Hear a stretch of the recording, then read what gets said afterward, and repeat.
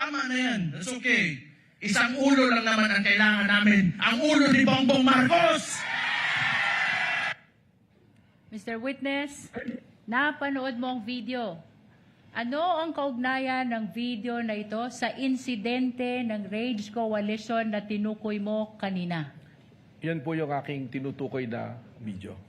Ano ang partikular na sinabi ni Mayor Sebastian Duterte sa nasabing insidente kung iyong naaalala?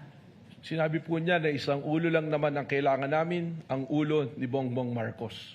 Mr. Witness, ano ang kahalagahan ng insidenteng ito sa Rage Coalition sa investigasyon na ginagawa ng Special Task Force kaugnay ng banta ng Vice Presidente sa buhay ng Presidente? Objection, Your Honor. Up to now, the prosecution has not established the relevance of these incidents to the matter at hand, Your Honor. Your Honor, We're objecting on the basis of irrelevance, Your Honor. I'm in the process of establishing the relevance already, Your Honor. Counsel, kindly do so as best you can with the shortest possible time.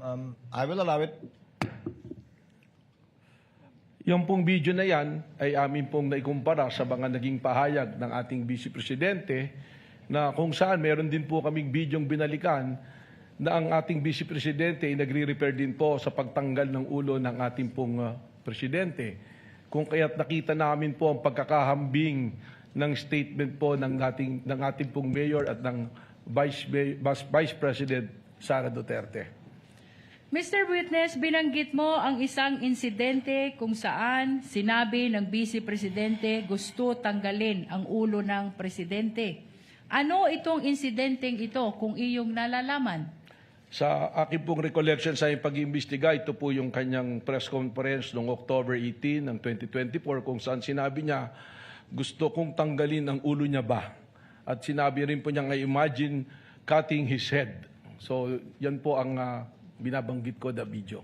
Kaugnay ng sinabi niya na gusto ko tanggalin yung ulo niya ba? Anong partikular na bahagi ng binanggit mo na video ang tumutukoy sa sinabing ito ng Vice Presidente?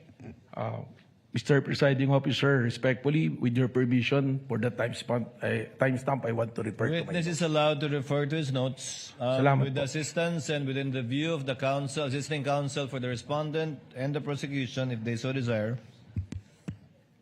Your Honor, can we ask permission to scan the whole notebook, Your Honor?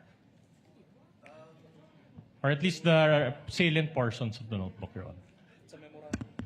To look at it, to scan it, to see that if baka may mga nakasulat na iba dyan na wala nang kinalaman. Just to confirm that it is indeed his notes with respect. What is the book you are referring to or notebook you are referring to, Attorney Matibag? Mr. Presiding Officer, actually, diary ko po ito at saka notes Combination. So kung makikita naman po, mula pa noon, iba't iba pong nakasulat dito. May mga personal po, may mga usapin.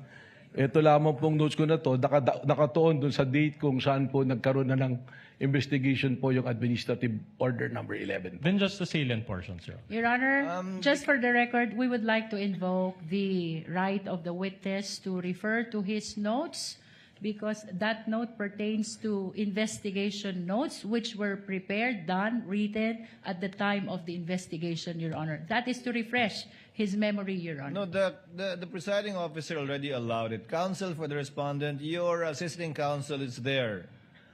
Without necessarily scanning the whole notebook which might contain other confidential or perhaps personal information, he may observe what the witness is referring to and you may make your observations known to the record should he observe something out of the ordinary. Witness may answer. Ang timestamp po dun sa sinabi kong gusto kong tanggalin yung ulo niya ba is from 1:35:57 to 1:36:10 po.